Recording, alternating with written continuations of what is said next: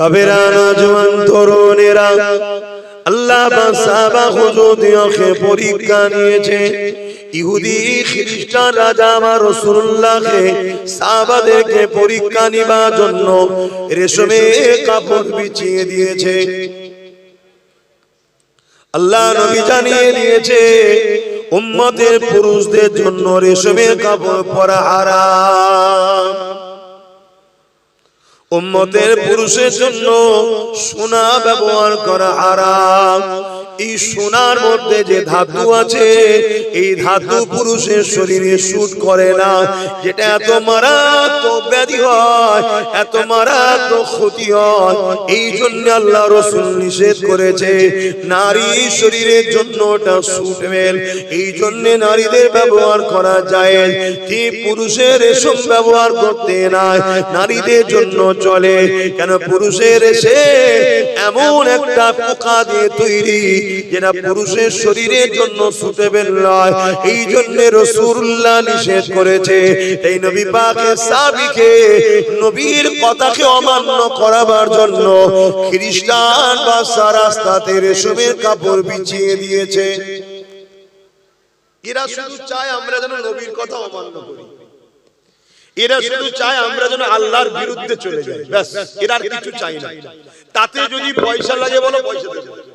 মাফ করবেন, ভাষা শুনতে খারাপ লাগবে, যদি বাড়ি নিয়েও চাও, শুধু আল্লাহর রাসূলের কথা অমান্য কর, ব্যাস, আর কিছু। নেতা চাইবি, নেতা হবি, তোকে নেতাও বানাবে, শুনছেন তো নাকি?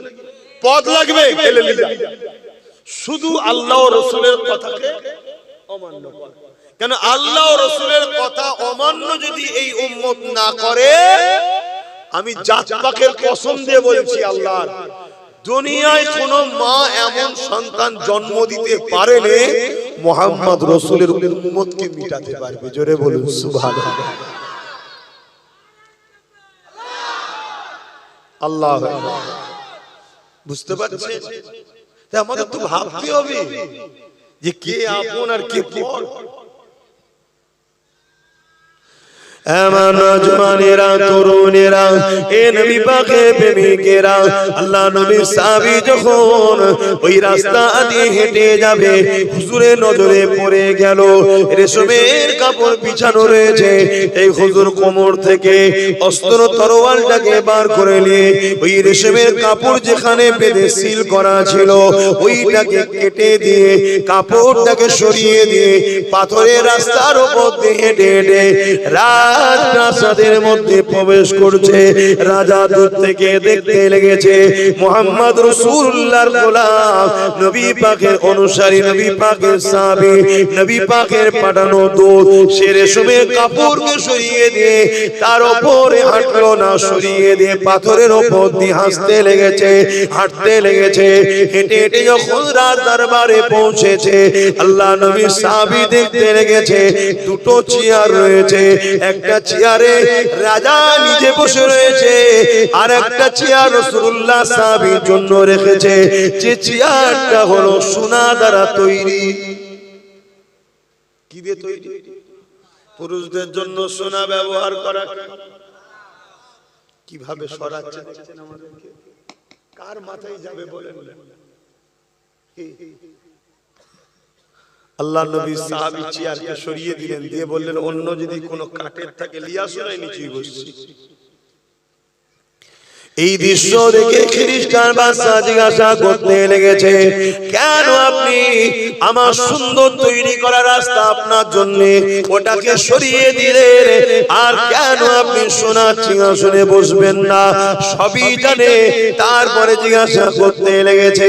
আল্লাহ নবী সাহাবী বলেছিলেন, হে খ্রিস্টান বাদশা, আমার রাসূলুল্লাহ দিনে রেশমের কাপড় পুরুষদের জন্য ব্যবহার করা হারাম এবং সোনা পুরুষদের জন্য ব্যবহার করা হারাম। আমার রাসূলুল্লাহ একটা কথা, একটা হুকুম আমাদের জানের থেকেও অনেক বেশি দামি মাইনে রাখে।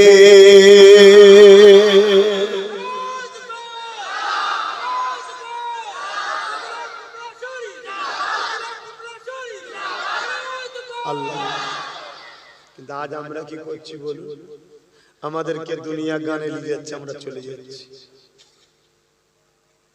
পিকনিকে লিজে নাচ গান হচ্ছে, পিকনিক করা আমি খারাপ বলবো না, কিন্তু বাজনা গান নাচ এটা তো আমাদের জন্য হারাম।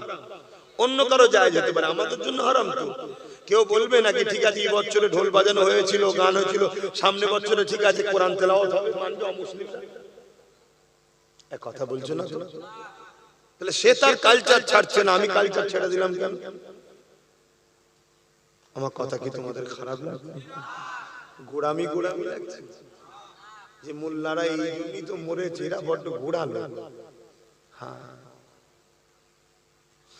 গান বাজনা হলো জেনার মন্ত্র। গান বাজনা জেনার মন্ত্র, মানুষকে জেনার দিকে নিয়ে যায়, আর জেনা মানুষকে জাহান্নামের দিকে নিয়ে যায়। ভাবতে পারছো? এ নবী পাকের গোলামেরা, এ নবী পাকের উম্মত উম্মতিরা, মন দিয়ে শুনে যে কাজ করবেন নাকি একবার ভেবে নেওয়া দরকার। এই কাজ আমার রাসূলুল্লাহ নিষেধ করেছে কিনা? আমার রাসূলুল্লাহ যদি নিষেধ করে থাকে ওই কাজ তোমাকে আমাকে করলে হবে না। যদি ওই কাজ করার বিনিময়ে কোটি টাকাও যদি পাওয়া যায়, ওই টাকাকে তোমাকে প্রত্যাখ্যান করতে হবে। ওই কাজ করার পরও যদি তোমার জানের উপরে হামলা হয়, তাও ওই কাজকে প্রত্যাখ্যান করতে হবে। যদি ওই কাজ না করার জন্য তোমাকে জালিমরা জেলে দেবে বলে তোমাকে খুশি মনে জেলে যাওয়াটা উত্তম মনে করতে হবে। কিন্তু রাসূলুল্লাহ নিষেধ করা কোনো কাজকে মানা যাবে না। কেন? আল্লাহ তোমাকে আমাকে আশরাফুল মখলুকাত করে এই জমিনের উপরে পাঠিয়েছে, বড় ভালোবেসে পাঠিয়েছে। ওমা খালাকুল জিন্না ওয়াল ইনসা ইল্লা লিয়াবুদুন। মানব যে জাতি, এই দুই জাতির হিসাব নিকাশ হবে ইল্লা লিয়াবুদুন। আল্লাহ পাকে দাসত্ব করার জন্য পাঠিয়েছে। আল্লাহ দাসত্বটা কি? মা তাকুমুর রাসূল ফাখুযুহু ওয়া মা নাহাকুম আনহু ফান্তাহু। আমার রাসূলুল্লাহ যা আদেশ করেছে মেনে নিতে হবে, রাসূলুল্লাহ যা নিষেধ করেছে ছেড়ে দিতে হবে। এই রাসূলুল্লাহর আদেশকে আমরা ছেড়ে দিলাম, নবী পাকের নিষেধকে মেনে নিলাম, উম্মতে মুহাম্মাদি দাবি করে বেড়ায়। কিন্তু বুকে হাত দিয়ে বলো, আমরা তো শুধু নামে তালবকুর, খুঁটি ডুবে না, কোনো পানি নাই। আমরা নামে উম্মতে মুহাম্মাদি, নামে আমরা মুসলমান। নবী পাকের নিষেধ গুলো মেনে চলেছি, নবী পাকের আদেশ গুলোকে ছেড়ে দিয়েছি। এই জন্যই তো আজকে উড়িষ্যাতেও মার খাচ্ছি আমরা, গুজরাটেও মার খাচ্ছি আমরা, পশ্চিম বাংলা তো মার খাচ্ছি আমরা, সারা দুনিয়াতে মার খাচ্ছি আমরা। কেন মার খাচ্ছি? একটাই কারণ, আমরা মূল জায়গা থেকে সরে গিয়ে 2 নম্বর রাস্তাতে চলতে লেগেছে। যদি বাঁচতে চাও ফিরে আসো, এখনো সময় আছে। আমার রাসূলুল্লাহর কদমে চলে আসো। আমার নবী পাকের কদমে যারা ছিল দুনিয়া তাদেরকে দেখে ঠাট্টা আর কি মশকরা করেছিল। তাদের পায়ে জুতো ছিল না, পরনাই ছিঁড়া জামা ছিল, কিন্তু 313 জন অর্ধেক পৃথিবীকে বিজয় করে নিয়েছিল। আরো জোরে বলুন সুবহান।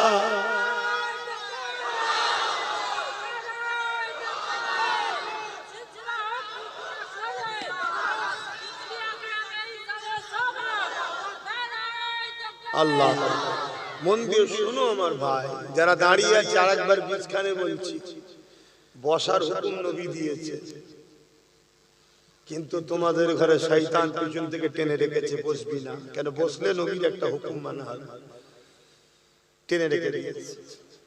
এবারে ভালো লাগে শোনো, না ভালো লাগে না শোনো, আমার কি যায় আসে? যা বসে গেছে যথেষ্ট। কি যা বসে গেছে যথেষ্ট, আলহামদুলিল্লাহ।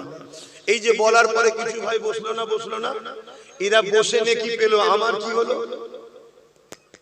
এরা বসলো, আল্লাহ খুশি হলো এদের উপরে। উলামা ভাইরা আছে, কোরআনের মাহফিলে বসলে আল্লাহ রাজি হয়, খুশি হয়ে যায়, নেকি হয়। তা আমার কি হলো? এই যে ভালো কথাটা প্রচার করলাম, আপনি যেমন নেকি পেলেন, আমার প্রচার করার দরুন আমিও সেম নেকি পেয়ে গেলাম। জোরে বলুন সুবহানাল্লাহ। আপনার থেকে কেটে দেবে না, আপনারটা আপনি পাবেন। আর আমি বললাম বলে শুনলেন ভালো কথাটা, এই বলার দরুন আমি নেকি পেয়ে গেলাম। তাহলে আপনাদেরও তো উচিত তো ভালো কথা বলা।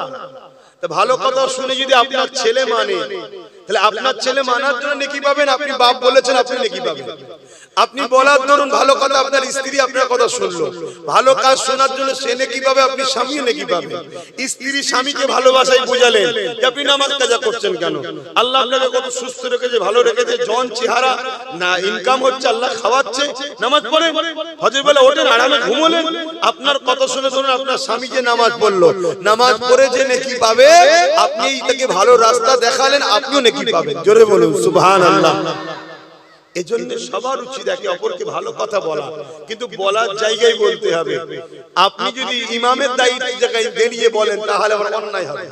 ইমামের কাজ পুরো মুসল্লিকে বলা, কথা বুঝলেন। ইমাম দুই ধরনের জানেন তো নাকি, একটা ইমামে সুকরা, একটা ইমামে কুবরা। একটা বড় ইমাম, একটা ছোট ইমাম। মসজিদের যে ইমাম, এটা ইমামে সুকরা, ওই মুহাল্লার ওই মুসল্লিদের জন্য ইমামকে কিয়ামতের দিন ধরবে। এটা শুনে রাখবেন।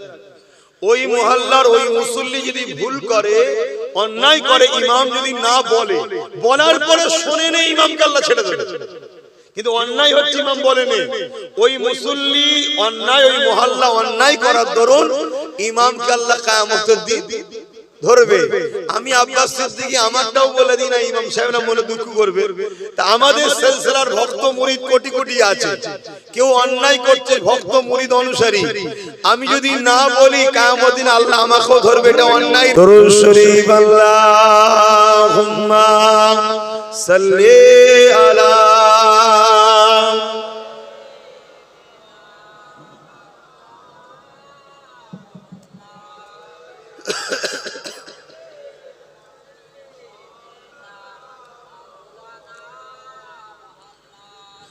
মধুর চেয়েও মধুর আরো আমার নবীর নাম, আমার নবীর নাম। মধুর চেয়েও মধুর আরো আমার নবীর নাম, আমার নবীর নাম। ওই নামেরই মধু পিয়ে দোয়েল কোয়েল বেড়ায় গিয়ে, ওই নামেরই মধু পিয়ে দোয়েল কোয়েল বেড়ায় গিয়ে, বুলবুলি গায় ওই নামের গুণ, বুলবুলি গায় ওই নামের গুণ, আমার নবীর নাম। মধুর চেয়েও মধুর আরো আমার নবীর নাম। আল্লাহুম্মা সাল্লি আলা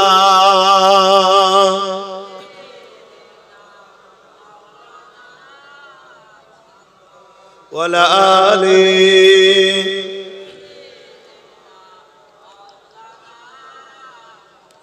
মুসলমান ঘরের ছেলে মেয়েরা, তরুণেরা, বাপেরা, নওজওয়ানেরা, এই দুনিয়া মাকে আপনাকে ধ্বংসের দিকে নিয়ে যেতে চাইছে। এই দুনিয়ায় দুটো দল রয়েছে, একটা রহমানের দল, একটা হলো ইবলিস শয়তানের দল।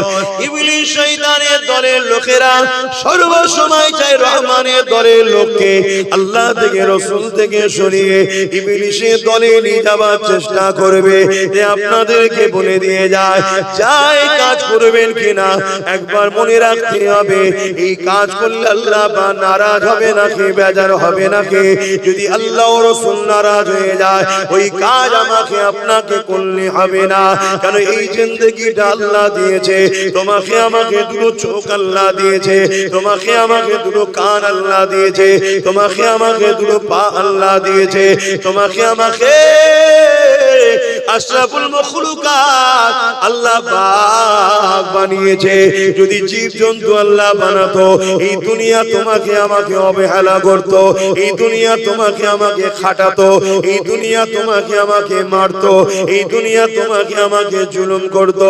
এ যুবকেরা, তরুণেরা, আল্লাহ তোমাকে আমাকে আশরাফুল মখলুকাত করেছে, এই তোমার আমার বাবা দরকার।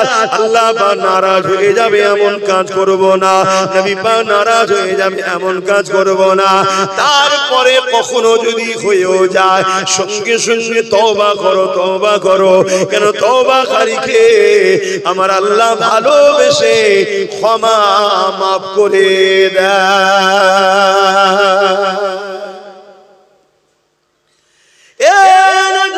তরুণেরা, আমাকে আপনাকে তো ভাবা দরকার, আমার আপনার জন্য মডেল হলো রাসূলুল্লাহ।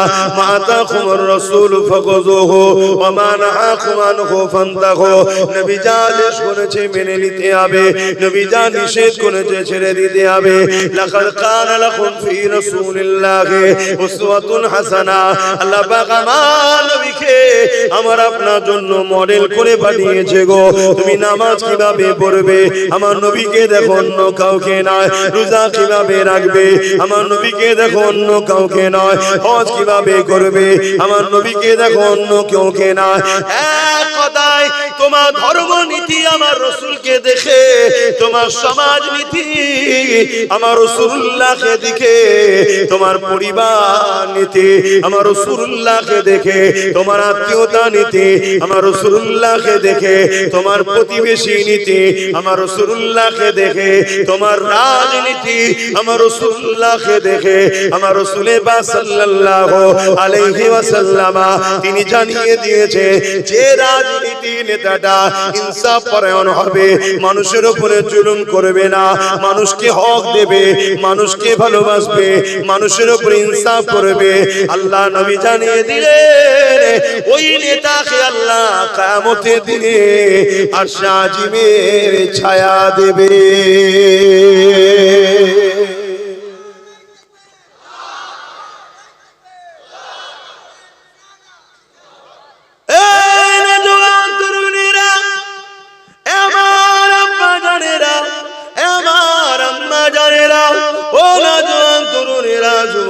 বাপেরা মন দিয়ে শোনো, এই দুদিনের দুনিয়ার ময়দানে জোরে আল্লাহকে ভুলে যেও না, রাসূলকে ভুলে যেও না। কেন নবী আমার আপনাকে বড় মহব্বত করে, আমার আল্লাহ আমাকে আপনাকে বড় মহব্বত করে। আমি আপনি যখন আল্লাহ রাসূলের নাফরমান কোনো কাজে যায়, হয়তো দুনিয়ার কোন জালিম নেতা তোমাকে নিয়ে যাচ্ছে, চ অমুকের ঘরটা ভাঙবো, অমুকের জমিটা দখল করব, অমুকের নামে তুই মিথ্যা সাক্ষী দিবি, আমার আল্লাহ তখন তোমাকে বারবার ডাকতে লাগে, ওরে আমার বান্দার এইদিকে যাস না, ওটা নাফরমানির রাস্তা, ওটা অন্যায়ের রাস্তা, ওটা শয়তানি রাস্তা। কারোর উপরে মিথ্যা ইলজাম দিতে নাই, কারোর উপরে জুলুম করতে নাই, কাউকে আঘাত করতে নাই।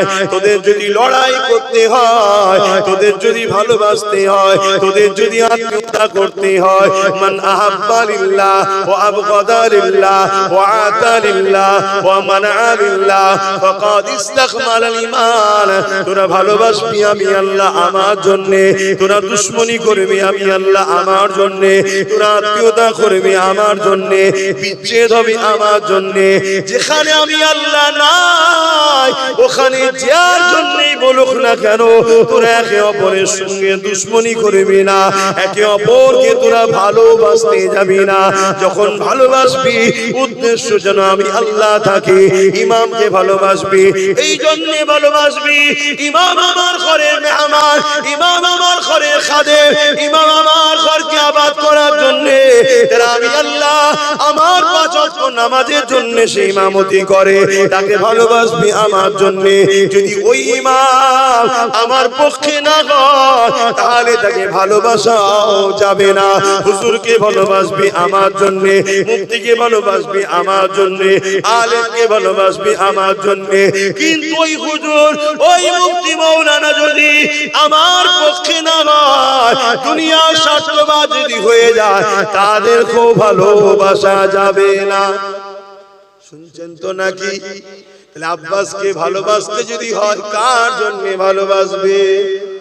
জোরে বলো, হাত তুলে দেখান, শাহাদত আগুন বলুন আল্লাহর জন্য, বলুন আল্লাহর জন্য। হাত নামান। আমার সঙ্গে যদি কারো লড়াইও করতে হয়, উদ্দেশ্য কার জন্য? জোরে বলুন আগুন তুই আল্লাহর জন্য, আল্লাহর জন্য। হুজুর তো কি হয়েছে, যদি হুজুরের সঙ্গে লড়াই করতে হয় উদ্দেশ্য যেন আল্লাহ থাকে, গ্রুপবাজি নয়। শুনছেন, আমার নেতার বিরুদ্ধে বলেছে চলো ঝগড়া করবো না, যদি আল্লাহর জন্য আমার সঙ্গে কেউ লড়াই করে আল্লাহর জন্য তার লড়াইটা ঠিক, আর আল্লাহর জন্য যদি কেউ আমায় ভালোবাসে ভালোবাসাটাও ঠিক। অন্য কোন স্বার্থ আমাদের চলবে না। দুনিয়ার বাকি কে কি করছে আমার দেখার দরকার নেই বাপ। আমি তুমি বিশ্বাস করি তো আখিরাত আছে, বাকিরা বিশ্বাস করে না, তারা যা খুশি করতে পারে, আমার কি দেখার দরকার। তুমি আমি বিশ্বাস করি মরণের পরে উঠানো। বলুন বলুন, এটা মানেন তো? তাহলে তোমাকে তো আমাকে আখিরাত বলে একটা জায়গা আছে, যদি কেউ এটা না মানে তার জন্য তো আমার এই ওয়াজ নয়, তার বিষয়ে তো আমার কোনো কথা নয়। তুমি মানো জান্নাত আছে জাহান্নাম আছে, মানো তো না? তুমি মানো আল্লাহ বিচার করবে, তাই তো নাকি?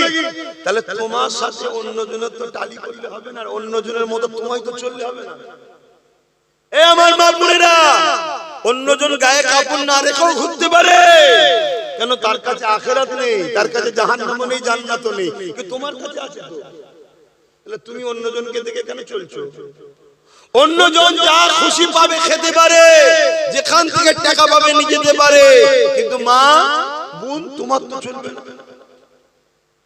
তোমাকে তো আখিরাত বিশ্বাস করো, আর যদি বলো না আখিরাত মানিনি, ভাই তাহলে তো তার কাছে আমার হজ করার কি বুঝাবো? আমি যে কোরআন মানে না, রাসূল মানে না, আল্লাহ মানে না, নবী মানে না, আখিরাত মানে না, তাকে আমি কি বুঝাবো ভাই? তার কাছে আমার ধর্ম শুনিয়ে তো লাভ নেই, কে শুধু মানে না। আমার হজ বুঝছেন, অসুবিধা হচ্ছে?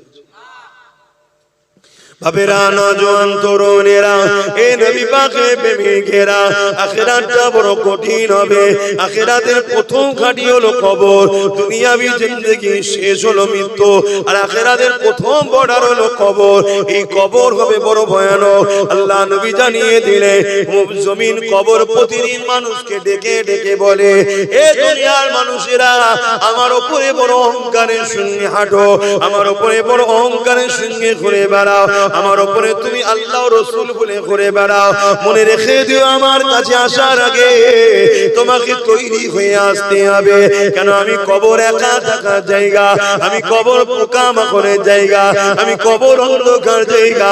কার কখন মৃত্যু হবে কেউ জানে না। এখনই মরলে কাল আমার দাফন হবে, এখনই মরলে কাল আপনার দাফন হয়ে যাবে। ওই কবরের জমিনে আমি আপনি কি করব?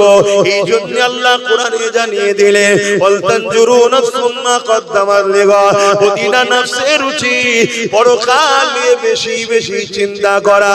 কি করে আমার কবরে ওই জাহান্নামের আগুন থেকে বাঁচবো, কি করে আমার কবরে সাপ বিচ্ছু থেকে বাঁচবো, কি করে আমার কবরে জান্নাতের বাগান হবে, এটা তো তোমাকে আমাকে চিন্তা করতে হবে।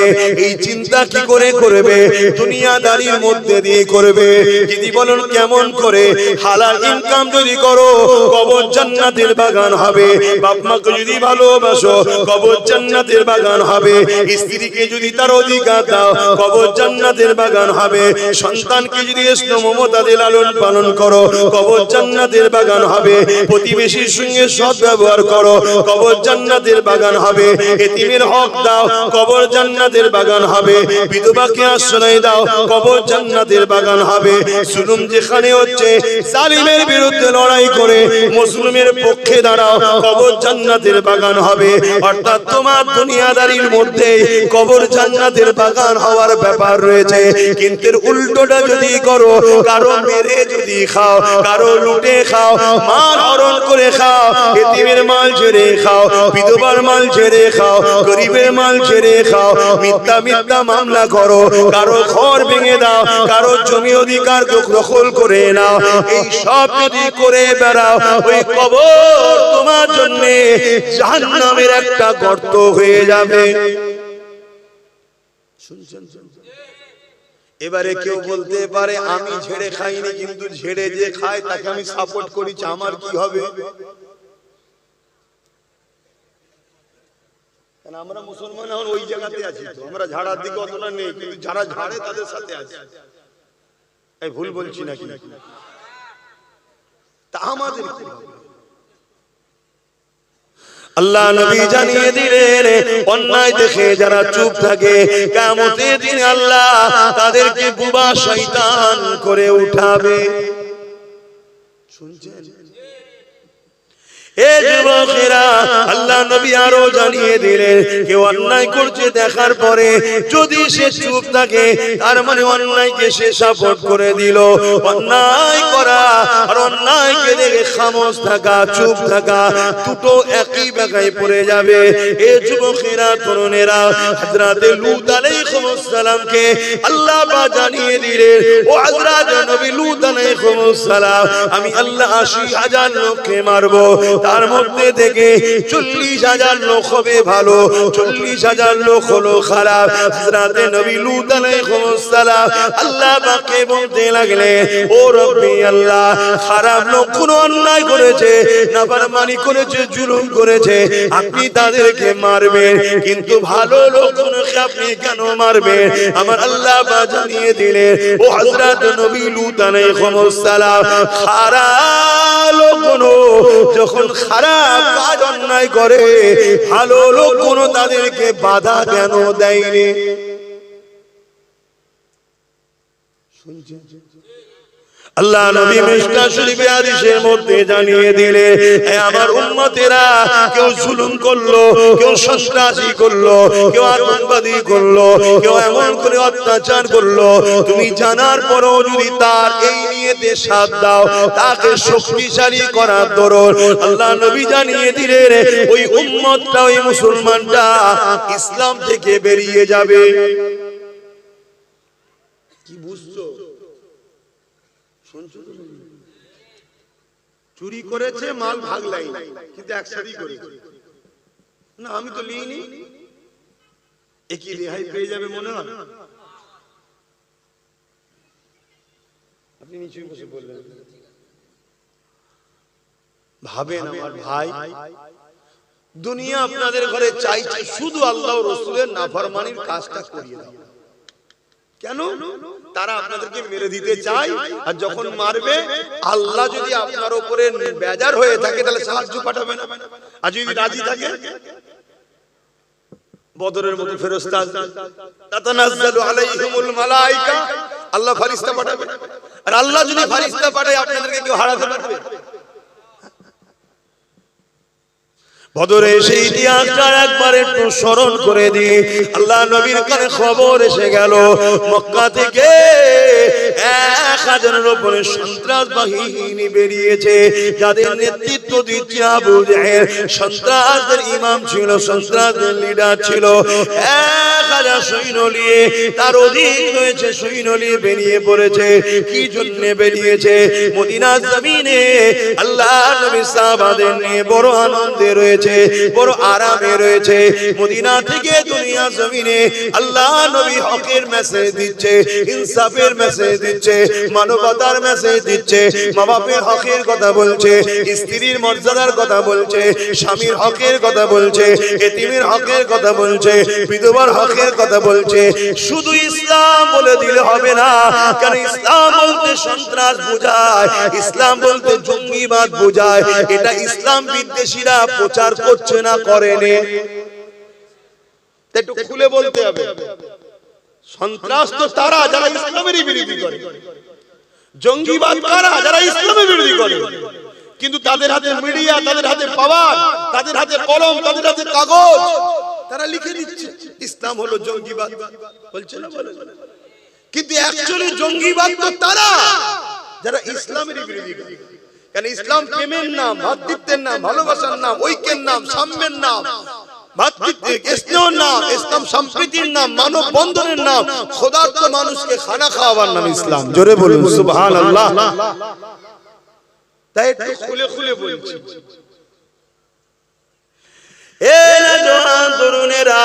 আমার নবী পাকে প্রেমিকেরা, আল্লাহ নবীর কানে যখন এই খবরটা চলে গেল, আল্লাহ নবী মদিনা নববী শরীফে এসে চোখ ভরা পানি নিয়ে সাহাবাদের কাছে হাজির হলেন।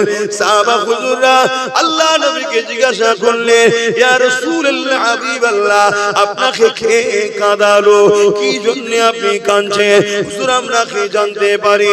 আল্লাহ নবী বললেন, বাবা সাহাবারা, আমার কাছে খবর এলো 1000 সৈন্য নিয়ে মক্কার সন্ত্রাস আবু জেহেল উতবা সাইবা যারা আমি রাসূলুল্লাহকে মক্কাতে শহীদ করে দিতে চেয়েছিল, আল্লাহর হুকুমে আমি হিজরত করেছি। তারা আজকে মদিনার উপরে হামলা করবে, মদিনায় তারা সমস্ত মানুষের উপরে জুলুম করবে এবং আমি রাসূলুল্লাহ আমাকে শহীদ করে দিতে চাইছে।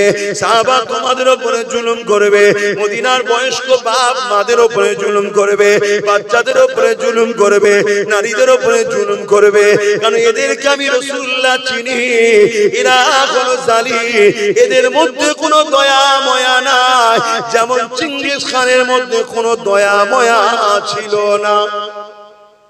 নাম শুনেছেন?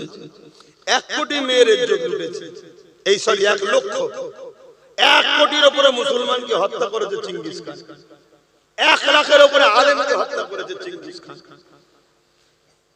আর আমার বর্তমান যারা আলেম উলামা ভাইরা আছো,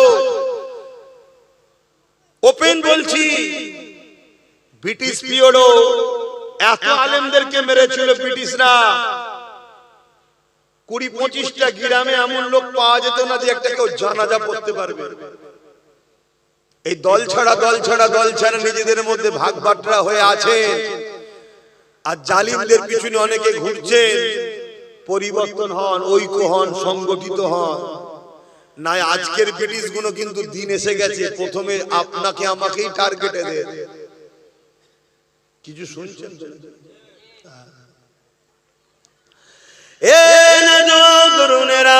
আল্লাহ নবী নবী দয়ার নবী সাহাবা হুজুরদিগকে বলতে লেগেছে, বাবারা তারা বড় ভয়ঙ্কর, বড় জালিম, অত্যাচারী।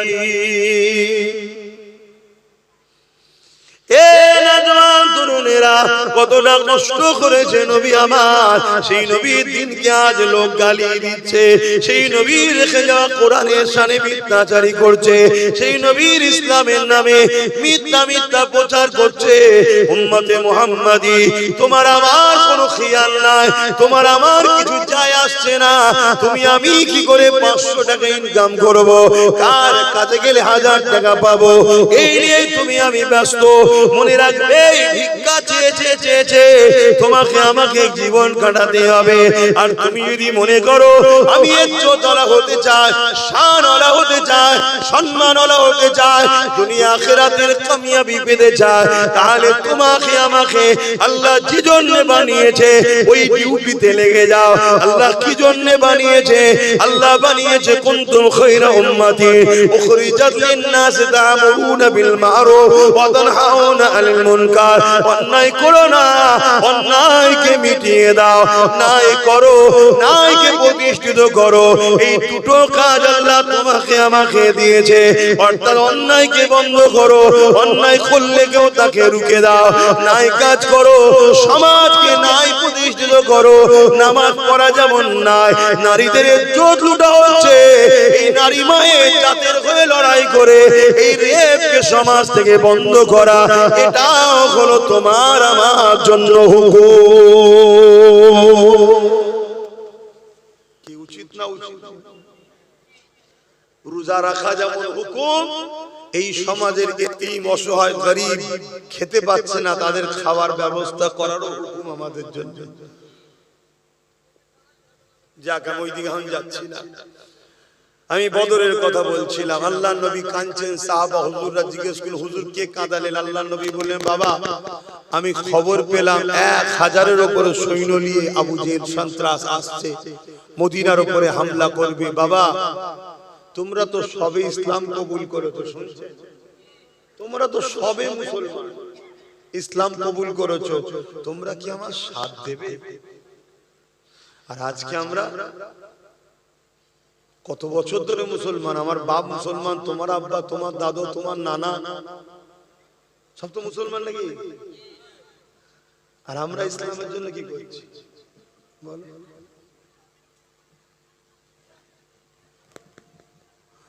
আল্লাহ নবী যখন এই কথাটা বললেন, সাহাবা হুজুররা বলতে লাগলেন, আনসারী মুহাজিরিন সাহাবাদের মধ্যে থেকে হযরত আবু বকর সিদ্দিক, পুরপুরা আবু বকর সিদ্দিক, দাদা হুজুরের বংশের মুরব্বি, রাসূলুল্লাহ শ্বশুর হযরত আবু বকর সিদ্দিক, তিনি উঠে দাঁড়িয়ে বললেন, আল্লাহ নবীকে সালাম দিয়ে বলতে লাগলেন, ইয়া রাসূলুল্লাহ হাবিবাল্লাহ, হুজুর আপনি চিন্তা করবেন না, হুজুর আপনি মন খারাপ করবেন না, আমি আনসারী মুহাজিরিনদের তরফ থেকে আমি আবু বকর জানিয়ে দিলাম, আমরা আপনাকে ছেড়ে সরে যাব না।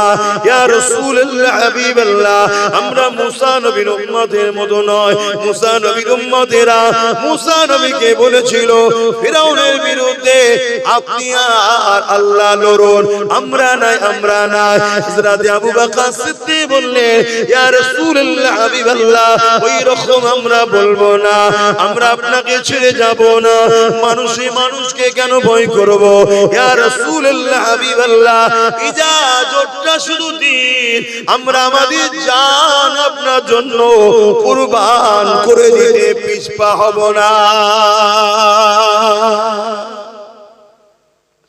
আজকে উম্মতকে জিজ্ঞেস করছি, আজকেও যদি নবীর দিনকে কেউ মিটাতে চায়, আপনারা সেই নবীর বংশের আওলাদ যদি ডাক দিই চলো লড়তে হবে, আপনারাও বলবেন না তো মুসা নবীর উম্মতের মতো? সাথ দেবেন আমার? দেবীর দিনের স্বার্থে দেবেন? হ্যাঁ, যদি দিতে পারেন তো আলহামদুলিল্লাহ। আমার জন্য তো আর দিচ্ছেন না, দিচ্ছেন রাসূলের দিনের জন্য। এ নওজোয়ান তরুণেরা, আমার আব্বা জানেরা, আমার আম্মা জানেরা, আমার ভাইরা, নওজোয়ান তরুণেরা, মন দিয়ে শোনেন। আল্লাহ নবী বড় খুশি হয়ে গেলে মুহাজিরিন সাহাবাদের পক্ষ থেকে আবু বকর সিদ্দিক হুজুরের কথা শুনে, কিন্তু এমন করে আনসারী সাহাবাদের পক্ষ থেকে কোনো খবর আসছে না। আল্লাহ নবী আবার বললেন, হে আমার আনসারী সাহাবারা, বাবারা আপনারা কি বলতে লেগেছে? ওই সময় আনসারী সাহাবাদের মধ্যে থেকে একজন সাহাবী দাঁড়িয়ে গেলে, দাঁড়িয়ে গিয়ে বলতে লাগলে, ইয়া রাসূলুল্লাহ হাবিবাল্লাহ, আমরা আনসারী সাহাবাদের পক্ষ থেকে যেদিন আপনি মক্কা থেকে মদিনায় এসেছিলেন, আপনাকে পেয়ে আমরা আকাশের চাঁদ পাওয়ার থেকেও অনেক বেশি খুশি হয়েছিলাম।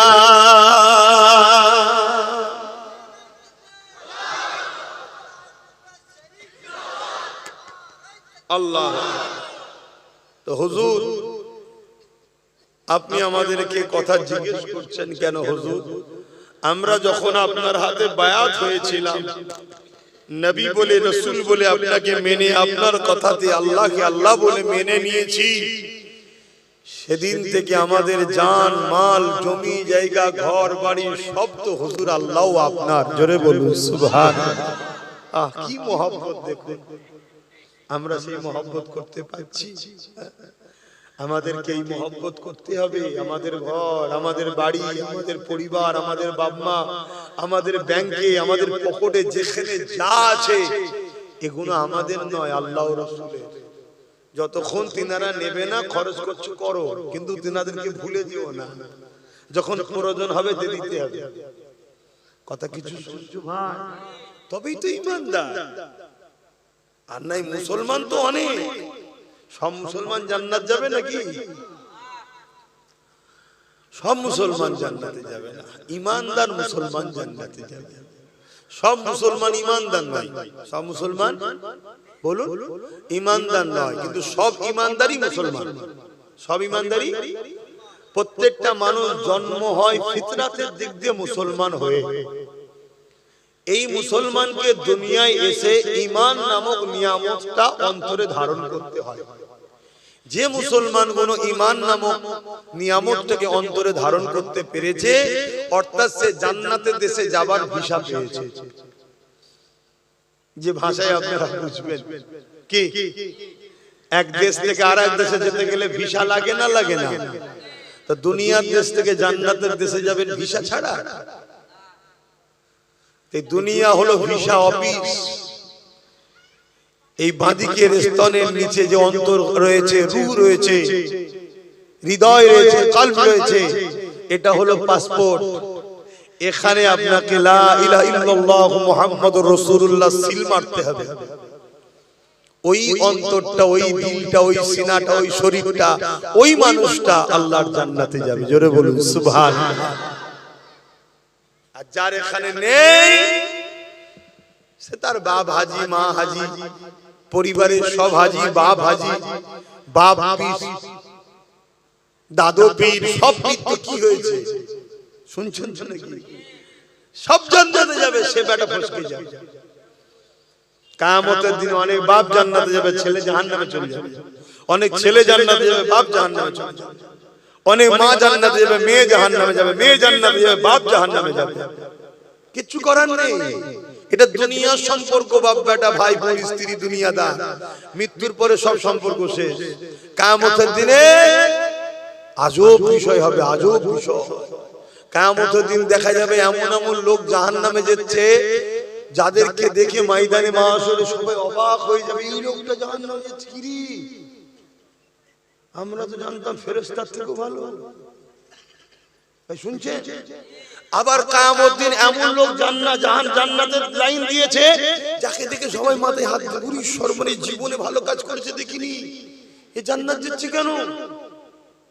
শুনছে?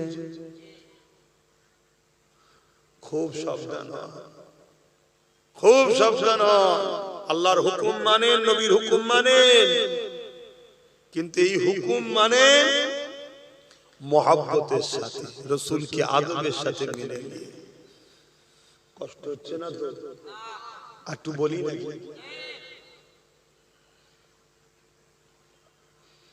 দরুদ শরীফ আল্লাহুম্মা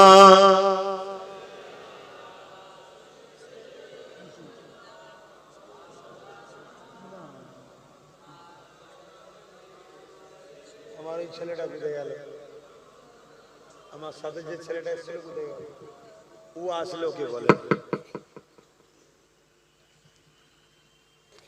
मेरी उल्फत मदीने में यूं ही नहीं, मेरे आका का रोज़ा मदीने में है। आरो जोरे बोलूं सुभान। मेरी उल्फत मदीने से यूं ही नहीं, मेरे आका का रोज़ा मदीने में है। मैं मदीने की जानिब न कैसे खींचूं, मैं मदीने की जानिब न कैसे खींचूं, मेरा दीनो दुनिया मदीने में है। সবকিছু তো রাসূল, তাই তো নাকি? এইটা যে করতে পেরেছে সে দুনিয়া আখিরাতের কামিয়াবি পেয়েছে, আর এটা যে করতে পারেনি সে দুনিয়া তো শেষ, আখিরাতও अर्श आज़ीम पे जिसका बड़ी शान है,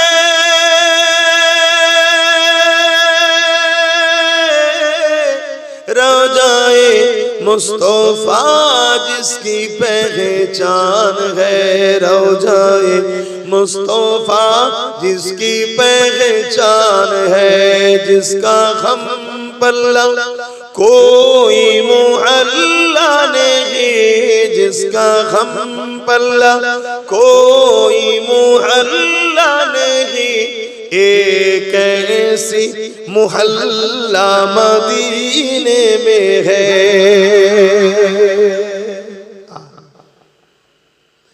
ये शहर मुस्तफा है, मदीना करीम है, ये शहर मुस्तफा है, मदीना करीम है, सबको निभा रहा है। मदीना करीम है, क्यों ना ए करीम है। आका करीम है, क्यों ना ए करीम है। आका करीम है, सबको निभा रहा है।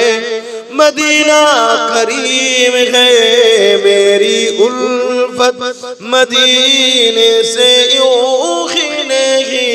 मेरे आका का रोज़ा मदीने में है। मैं मदीने की जानिब ना कैसे खींचूं, मैं मदीने की जानिब ना कैसे खींचूं। मेरा दीनो दुनिया मदीने में है। अल्लाहुम्मा सल्ली अला।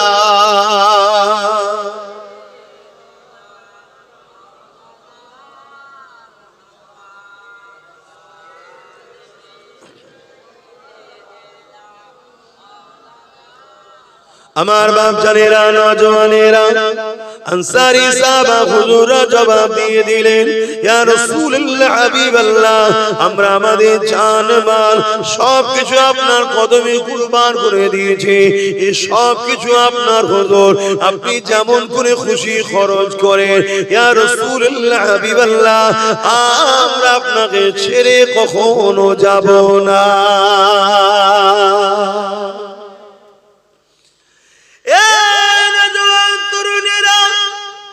এই খবর মদিনার অলিতে গলিতে ছড়িয়ে পড়ল। হঠাৎ করে এক বাড়ি থেকে কথা কাটাকাটির আওয়াজ হচ্ছে, চিৎকার চেঁচামেচির আওয়াজ হচ্ছে। কি হয়েছে? বাপ আর বেটাতে ঝগড়া লেগেছে। ঝগড়া তোমার আমার গ্রামের মতো ঝগড়া নয়। এই ঝগড়া হলো জান্নাত কেনার জন্য কম্পিটিশনের ঝগড়া।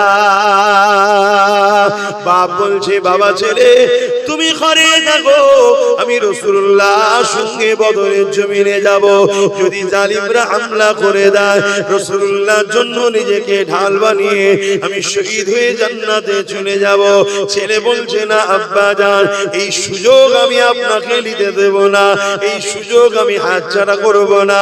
আমি জান্নাতে যাব, আমি রাসূলুল্লাহ সঙ্গে বদরে যাব, বদরে যাব। এই যুবকরে তাদের কি ঈমান ছিল, রাসূলুল্লাহর জন্য মরলে জান্নাত পাওয়া যায়, এই বিশ্বাস তাদের ছিল। কেন তোমার আমার বিশ্বাস হচ্ছে না? আল্লাহ নবীর জন্য, নবীর দ্বীনের জন্য, কোরআনের জন্য, আল্লাহর জন্য কেউ যদি পক্ষে থাকে লড়াই করে, সে যদি অবস্থায় মারা যায়, আল্লাহ তার জীবনের গুনাহ মাফ করে বেহিসাব জান্নাতি করে দেবে। আর আল্লাহ যদি তাকে বিজয় দেয়, দুনিয়াতে সম্মানিত করবে, আখিরাতেও আল্লাহ সম্মানিত করবে। বলো, নবীর দ্বীনের জন্য লড়বে না? নবীর দ্বীন কি গরিবদের হয়ে লড়বে? বলো বলো। এতিমদের হয়ে লড়বে, বিধবাদের হয়ে লড়বে। অমুসলিম যদি অসহায় থাকে, তার উপরে কেউ জুলুম করে, জালিমের বিরুদ্ধে অসহায় অমুসলিমের পাশে দাঁড়িয়ে লড়বে। এটাও রাসূলের দ্বীন। বোঝো আমার কথা, যে রেকর্ড হচ্ছে সব। আমি চ্যালেঞ্জের সাথে বলছি, আমার নবী অমুসলিম, দুঃখী, গরিব, অসহায় তাদের হয়েও লড়েছে। আমার নবীর মোহাব্বত, ভালোবাসা, স্নেহ, আবদার, প্রেম, সম্প্রীতি, প্রীতি, ভালোবাসা দেখে মুসলিমরা দলে দলে দলে দলে দলে দলে আমার রাসূলের কাছে এসেছে। আমার নবীকে নিয়ে পরীক্ষা করেছে, যাচাই বাছাই করেছে। এত ভালো ব্যক্তি, এত ভালো ব্যক্তি। একদিন তাদের দিমাগ খুলেছে, আল্লাহ তাদেরকে হিদায়াতের বাতি জ্বালিয়েছে।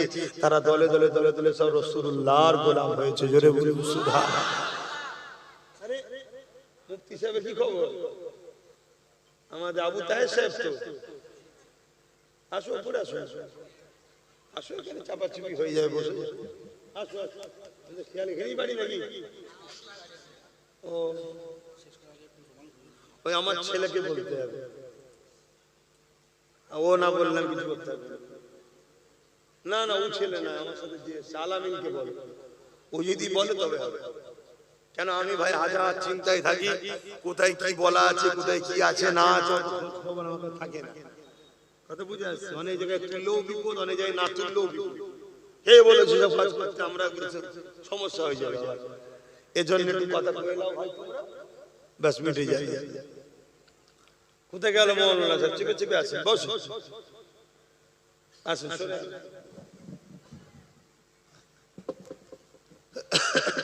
শুনছেন ভাইরা? হ্যাঁ, তো বাপ বেটায় কি লড়াই হচ্ছে বলো? আর এখন বাপ বেটায় কি লড়াই হয়? যে এলাকার বুথের টিকিটটা আমি নেবো, কেন মেম্বার হলো চুরি করে খাবো, হয় না? কিন্তু সেই বীজটাও মমতা মেরে দিয়েছে, জানো? খবর রাখো। হ্যাঁ, এই খবর আছে না? নেই? একটুখানি বলি রাজনীতির কথা, অসুবিধা একটুখানি। এই যে ওবিসি সংরক্ষণের নামে ওবিসি তালিকা এমন ভাবে দিয়েছে, আগামী দিন কোন মুসলমান আর কোন মুসলমান বুথ লেভেলের পঞ্চায়েতের যে সদস্য টিকিট আর পাবে না, জিততে পারবে না, দাঁড়াতে পারবে না ভোটে। তোমাদের খেয়ালই নাই। তোমরা ভাবছো শুধু মুসলমান চাকরি পাবে না আর পড়াশোনা করতে পারবে না, কথা ঠিক, ওটাও হবে না। ওবিসি সংরক্ষণ যখন শেষ করেছে, এতে মুসলমানের ছেলেরা আর কোনো চাকরি পাবে না, কোনো ভালো স্কুলে পড়তে পারবে না। শুধু ওটা নয়, তোমরা যারা বুথ লেভেলে নেতাদের জন্য লড়াই করে এমএলএ জিতাও, এমপি জিতাও, সিএম বানাও, সবকিছুর কৃতিত্ব কার? বুথের লোকের। কার কৃতিত্ব? বলুন বলুন। এই বুথের লোক খুন করে, বুথের লোক খুন হয়, বুথের লোক নিজের ভাইকে মারে। বিশেষ করে মুসলমানের কথা বলছি, অমুসলিমদের কথা বলি, কারণ অমুসলিমরা সব ও সেটিং হয়ে গেছে এক জায়গায়। তুমি যত যাই করো এক জায়গায় হয়ে গেছে। ওই 10-15% এখন এদিক ওদিক করছে, বাকি সব সেটিং হয়ে গেছে। তুমি ভাবছো আলাদা, ও ভাবছে আলাদা, ছেড়ে দাও, ওদিকে আমি যাচ্ছি না। তোমরা আমরা যারা মুসলমান আছি, আমরা নিজেদের ভাই ভাই মারপিট করি তো নাকি? কেন আমার ওই এমএলএ কে জিতাতে হবে, আমার ওই এমপি কে জিতাতে হবে, আমার ওই মন্ত্রীকে জিতাতে হবে, এর জন্য লড়াই করেছো তো? এই বুথ লেভেলে যারা দাঁড়ায়, এই বুথে আর কোন মুসলমান ক্যান্ডিডেট আর হতে, কেন ওবিসির গোড়া মেরে দিয়েছে। শুনছেন? তাহলে এইটাকে খোলার দায়িত্ব আছে না? যদি খুলতে পারো তবে হবে। ওই খোলার জন্য একটা ছেলেই লড়াই করছে, যার নাম পীরজাদা নওশাদ সিদ্দিকী। বাকি কারো খেয়াল নেই। তোমাদের এলাকায় যে এমএলএ আছে তারও খেয়াল নেই, সে হয়তো বেচারি জানেই না। শুনছেন তো নাকি? সে জানেই না, আর যদিও জানে সে দেখছি বিরাট বিপদ। কিন্তু আমি যদি কাউকে গোপনেও বুঝাতে যাই, ওপরে যদি খবর চলে যায়, আমি হয়তো অতএব দরকার নেই, যার জাহান্নামে যাচ্ছে যাক, আমি আরেকবার নিয়ে কিছু ইনকাম করে নিই, সে তার চিন্তায় আছে। আমার কথা কি খারাপ লাগলো নাকি? আমি প্রমাণ দিচ্ছি, এ তোমাদের নয়, এ তোমাদের নয়। এই মুসলমান কি সন্দেহ আছে? বল কেন? এই কোরআনের বিরুদ্ধে একজন 4 ক্লাস পাস করা না ফেল করা জানি না, কোরআনের বিরুদ্ধে একটা কথা বলেছে না? তোমাদের এমএলএ তো মুসলমান, কেস করেছে, তোর হাতে পাওয়ার আছে, কেস করেছে। কিন্তু এখানে এমএলএ মুসলমান নওশাদের নেই, কিন্তু নওশাদের ছেলেরা থানায় যে ডেপুটেশন দিয়ে কেস করেছে। খবর রাখো, কবে কালকে না পরশু করেছে হয়তো। হ্যাঁ, তাহলে বলো, ও দিদি কোরআনের না হয় তো তোমাদের হবে? তাহলে ও কোরআনের বিরুদ্ধে কথা হয়েছে, একটা কেস করলো না, আল্লাহ পাওয়ার দিয়েছে। তা কালকে যখন তোমাদের কাউকে শেষ করা হবে, ও মনে হয় তোমাদের পাশে আসবে? এই রকম যারা 2 নম্বর মুসলমানগুলোকে সব এই সেকুলার দলের নামে যারা মুসলিম বিদ্বেষী আছে, এরা সব টিকিট দেয়, প্রকৃত মুসলমানকে দেবে না। আর যদিও একটা প্রকৃত মুসলমান ছিল, মৌলানা মানুষ, ভালো মানুষ আগে ছিল, এখন প্রকৃত মুসলমান নেই। ভালো ঘরের লোক, আমি সব সম্মান দিয়ে বলছি, বাপ ভালো মা ভালো, তারা যে দলের লোক, তাদের দলে অনেক বড় বড় আল্লাহর ওলি আছে, আমি কাউকে ছোট করছি না। কিন্তু ওই শুনেছি নাকি গোবরের সঙ্গে থাকলে নাকি আস্তে আস্তে গোবর হয়ে যায়, তো ভালো লোক খারাপ হয়ে গেছে। কথা বুঝে আসছে না? সেও একটা কেস করেনি, তাকে আবার জিজ্ঞেস করেছে সে বলছে ওটা আমার বিষয় না, ও যার বিষয় তাকে যে জিজ্ঞেস করতে যাবে। আরে তোর কোরআনের বিরুদ্ধে বলেছে, তুই মাওলানা, তোর যদি দিল না কাঁদে, তাহলে মুসলমানের জন্য ওই মাওলানার দিল কাঁদে মনে হয়? তাহলে এতদিন আলোর জন্যই ঝগড়া করেছিলি, যেটা আলো হয়ে গেলেই ব্যাস। কিন্তু আব্বাস সিদ্দিকীকে দেখো, আমি জীবনে কথা দিয়ে যাচ্ছি, এত রেকর্ড হচ্ছে, আমি কোনোদিন দাঁড়াবো না, আমার নেতা হবার শখ নেই। আমি মুহাম্মদ সাল্লাল্লাহু আলাইহি ওয়াসাল্লামের গোলাম হয়ে জন্মেছি, গোলাম হয়ে আছি, গোলাম হয়ে বাঁচবো, গোলাম হয়ে মরতে চাই। কিন্তু তোমাদের জন্য আমার প্রিয় ভাইটাকে দিয়েছি, তো ওকে তোমরা সাথ দাও। কেন? ভেতরে আমাদের লোক না থাকলে শুধু বাইরে চিল্লে সমাধান। তা আগামী দিন ওর সাথে যদি আরো 20-30 হয়, ওর হাতটা শক্তিশালী হবে না? হবে না? দেগঙ্গার লোক যদি ওর সাথ দেয়, দেগঙ্গা যদি ওর লোক যেতে, আপনাদের অসুবিধা আছে? আপনারা সাথ দেবেন ওর? হাত তুলে দেখান না, লম্বা করে হাত তুলে। আলেম ওলামারা গোপনে, আপনারা কই দেখে ফেললে চাকরি বাকরি মোদি চলে যাবে না, এই বাচ্চাদের দিকে এই সব রয়েছে, ওই দিকে তো নেই, এই দিকে আছে। হাত লম্বা করে তোলে, সাথ দেবেন তো? ঠিক বলছেন তো? হাত লম্বা করে তুলেছে, হাত না ভাই বোঝেন, ভাই বোঝেন, এগুলো ভাবেন। এই বীজখানে 2-3 মিনিট একটু বললাম, কারো কষ্ট হলো?